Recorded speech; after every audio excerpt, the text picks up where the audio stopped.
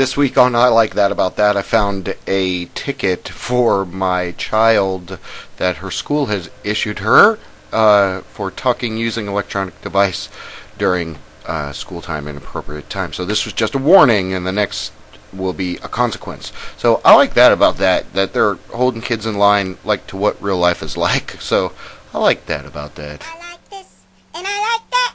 I like this, and I like that. But I like that about that. But I like that about that. I like this, and I like that. But I like that about that. These activist interviews are made possible by Bliss Inc. Studios. Bliss Inc. Studios web design, branding, social network integration, viral loop marketing. It's blissinc.studios.com. I'm an old school fool, but I know all the... Ladies and gentlemen, welcome back to the JB Webb Show. I hope everything's been going well for you. I am JB Webb, and I would like to thank you for tuning in this week. This week, we have a little encore interview from Mr. Jim Belcher, and I have him on the line with me, but first I just want to say that we really want to pay homage to those people who worked with us on YouTube before we moved over to Blip TV, and Mr. Jim Belcher is one of them, and he is the co-founder of Transition Orlando, which is a movement here in Orlando on how to be conservative and kind of take steps to go green. And on the phone with us here, we have Mr. Jim Belcher. Hello, sir. Hey, hi, Jimmy. How you doing? Oh, I'm doing fantastic, and thank you so much for being on the show again. Welcome. It's really our pleasure. You're a part of a great movement here in Orlando, and it's called Transition Orlando. And in the let's flip-flop things. Maybe give people a sense of Transition Orlando, and then give us an update from the last time we spoke about 6 months ago. Okay. Well, Transition Orlando is comprised of I think about 300 people in Orlando that are varying degrees of active in promoting the good things that are happening in Orlando from all kinds of different organizations that are helping us become more local, more resilient, more sustainable for a very uncertain future. So, with that in mind, the last time we spoke was literally in the summer of this year, 2010. So now we're in December. What kind of things have there been milestone achievements you could share with us over the past 6 months? Some kind of cool stuff that you guys have toppled over and moved on to the next? Well, we've made some great partnerships, and we've made some great strides with those partnerships. So our main function is to be a catalyst. So we're identifying groups and projects that are doing great work, and we're doing whatever we can to promote them. We go in and say, what can we do to help you guys? That's awesome. We're not establishing a new organization. We're helping those that are already established. So we've established a great partnership with the Simple Living Institute, which is doing a lot right now with our food resources and making our food resources more local. They're doing a map of the Orange County and an extended area of all of the food resources, the farms, the CSAs, stores, the restaurants that are serving local food, which is a great movement. We're doing, and then we're supporting the Florida School of Holistic Living, which is doing a lot of courses and classes in holistic living, bringing local medicine, how you establish a resilience without having to go too far away from home. Fantastic. We're partnering with Homegrown Co-op, which I think a lot of your listeners probably know is a source for local, organic vegetables and meats now, I believe. Are those the guys down at the farmers market? It's not at the farmers market. No, they have a web presence. Homegrown Orlando. Okay, cool. I'll find it. I'll pop it up. I'll find it and pop it up. Okay, Homegrown Co-op. Okay, cool. Okay, so that's just to name three. Those are really great. Now, projects that we're engaged in. Jim, let's say if somebody, a representative from an organization, a like-minded, or even, somebody who just wants to get involved in Transition Orlando movement, how would they go about getting in touch with the right person to talk, to have a discussion about what it entails to get involved? Well, they can email us at info@transitionorlando.org. Awesome. Or they can come to our transitionorlando.org website and sign up for the email newsletter, which tells them all of the events that are going on and what they can participate in and the stories of what's going on around town. Okay, fantastic. So, what kind of big things are coming before we ramp out? And I know it seems that everybody's increasingly busy this time of year, so we want to be respectful of your time. But before we ramp out, what kind of things do you have on the horizon? In 2011, what kind of things can we expect from Transition Orlando, or maybe even outside of that? Do you spot any kind of trend coming to our town along the lines of the ideology of the movement, or? Well, there's several projects starting to bubble up. One obviously is the food project. That's big in everybody's mind. Yeah. But there's also the issue of transportation. What do we do with transportation when we run out of cheap fossil fuels? Right. So there's a whole group bubbling up with that. There's another group that's starting to deal with co-housing. Okay. So, moving into a neighborhood or complex of apartments together that have much more cohesion than just an apartment complex. They're all about their resources and supporting each other and taking care of each other. Kind of the new social security of the future. Oh, I like that. So to mention a couple of those, there's also a movement to do a local currency or a barter system. Oh, that's interesting. In town, so that we can keep our money local.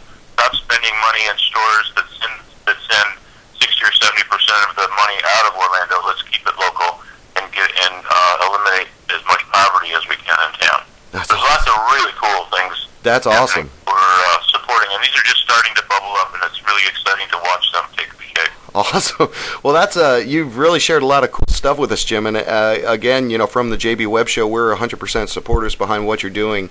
We know that the only way to survive moving forward for our species as a whole is to really work together, and that's the way it's always been. But now hopefully we're coming to a collective conscious that people are saying, "Oh, work together. That's the answer, not the problem." So, we talk about it in the movement, and there's two imperatives: creativity and community. So we need to work together, and we need to let the creativity start bubbling up again. Yeah, man. No, that's awesome. Well, great. Well, Jim, again, thank you so much for being on the show. I'm popping up all the information on how people can get involved in the movement, Transition Orlando. Reach out through the website. Find them on Facebook. Go ahead and friend Mr. Jim Belcher. See if he'll accept you. I'm sure he will. I don't want to get you a bunch of spam stuff, but real authentic people interested in what's going on here in Orlando and how you can make a difference. We've been talking with Jim Belcher, co-founder of Transition Orlando, and we're going to let him go on with the rest of his day. Thank you, good sir, for being online with us, and hang on. Thank you. All right, so you've been listening to the JB Web Show. We'll be back. We got a little bit more.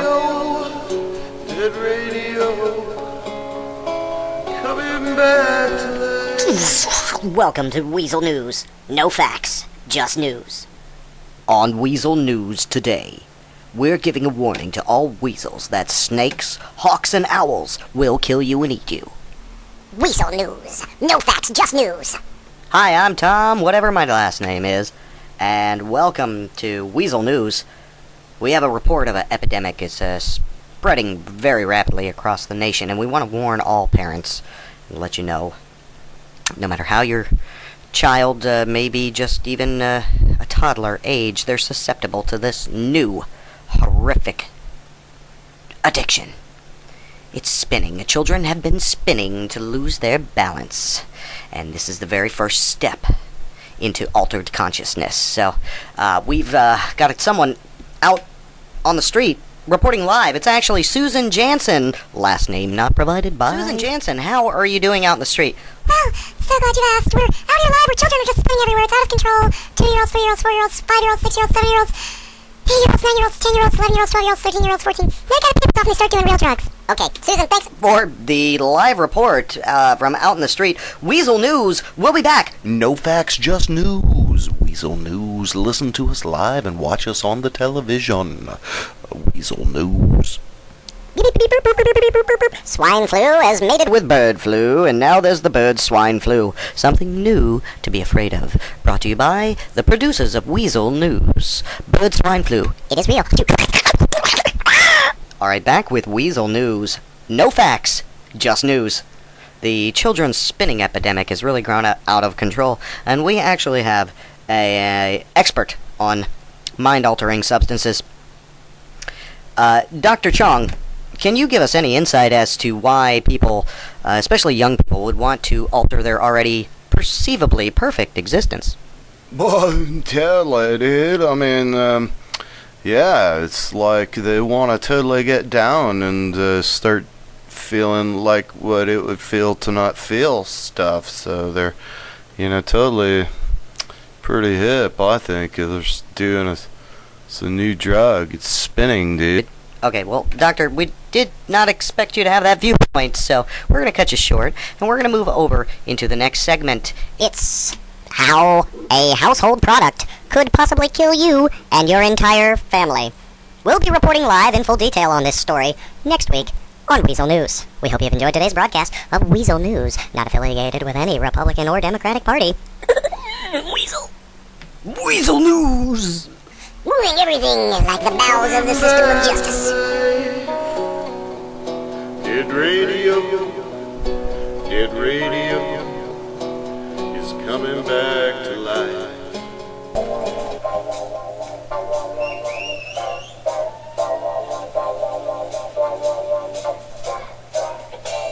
Welcome back to the JB Web Show. You're listening to the sounds of Jamiroquai. Emergency on planet Earth. Hang tight. Welcome back to the JB Webb Show. I am JB Webb, and this week we have a really cool interview with a couple of environmental activists, and they actually have their own radio show. It's Colin Green and John Wild, and guess what? We got them on the phone here. Guys, how you doing? Oh, doing very well.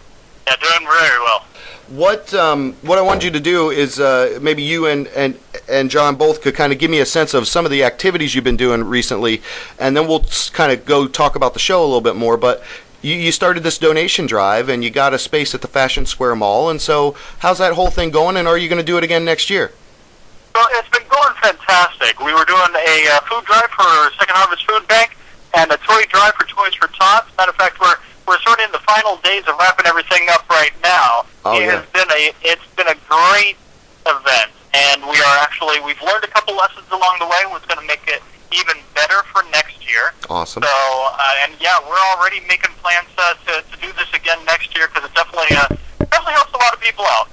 Yeah, no, that's awesome, man, and we're glad to be acquainted and understand that you're doing that. Maybe next year we'd like to even get involved in doing something with you guys because we think it's great what you've done. But the whole foundation of your activities here is really based on the show that you do. And John, maybe you can give us a little kind of origin of the Eco Guys. And besides that, I'll pop this up here. It's the ecoguys.net. Their show is on every Saturday on the Big 8, 10 a.m., 4 to 5 p.m.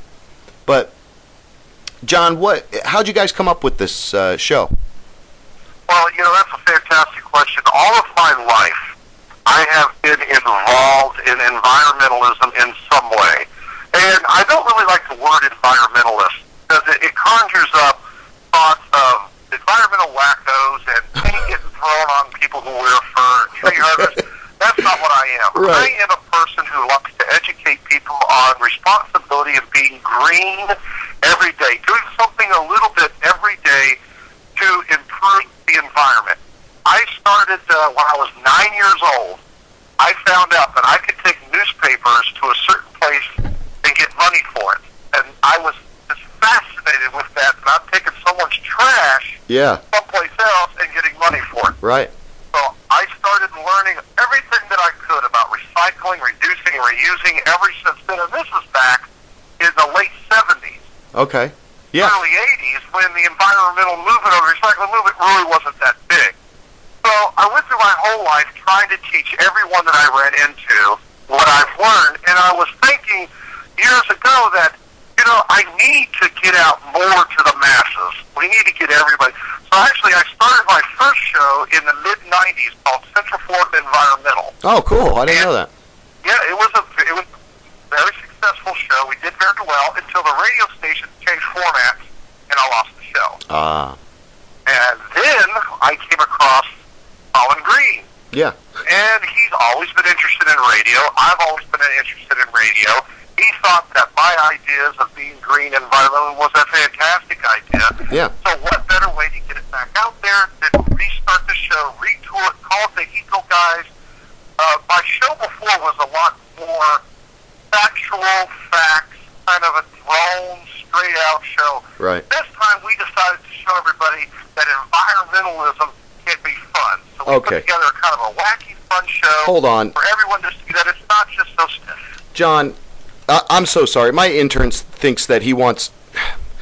Can he ask you a question, my intern, Shaky? Absolutely. Hey, what's up, John? Hey. Hey, man. Yeah. Nice to meet you, Shaky. Hey, what's up? Yeah, listen. If I date more than one girl and then date her again later, is that recycling? Shaky, come on. Absolutely. Shaky, all right. Go back over there. Jeez. Sorry to waste your time like that, John. That's an excellent idea. Okay, I don't know what he's thinking. I don't see how that had anything to do with what you're saying. So this is awesome for me to learn. I didn't know you had a longer history with this type of thing. So this is really cool. So people can call into your show, talk, listen. I know recently, I think Colin said you guys had the Garden Rebel on there, which I guess I'll let you know. I'm a big believer in, I think everybody should have a garden, Absolutely. Everybody should just have a garden. So from that perspective, I'm on board 100%. But I'll tell you honestly, I'm horrible at throwing away bottles. What would you recommend for me? I'm always throwing away glass bottles. Is there some kind of little $20 can I could buy to put in my kitchen, so I just put the bottles in that and then the bin? Or what do you recommend?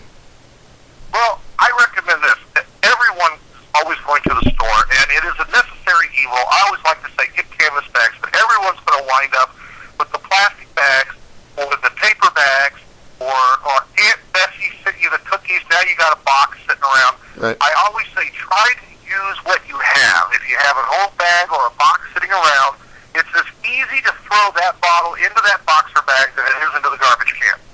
And then once it's filled up, you take it to your curbside recycling, or if you live in an apartment that recycles, you take it there. But there are those incidences that you don't have curbside recycling, and you don't have recycling in an apartment complex you may live. That gets a little bit more tricky, but you can still recycle those items.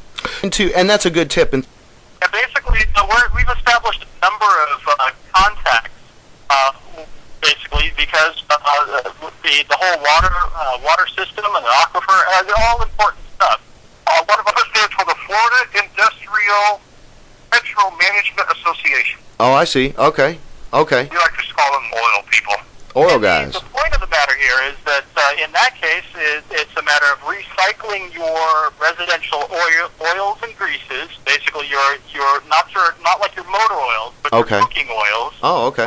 Because a lot of times these get flushed down to the toilet or put down the sinks, and that actually causes problems within the drainage system even.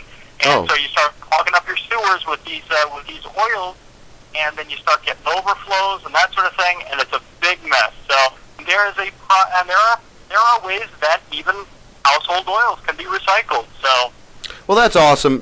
I mean, and that's something I never really even thought about before. But that's a great point. I mean, you typically do just dump that stuff down your drain or something. So, we've been, and guys, thank you so much. Hang tight. We've been talking with the Eco Guys. They have their own radio show. It's on the Big 810 AM.